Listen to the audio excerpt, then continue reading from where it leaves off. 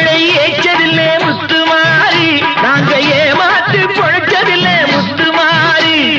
வாழ விட்டு வாழுகிறோம் முத்துமாரி, இனி வருங்காலம் எங்களுக்கே முத்துமாரி.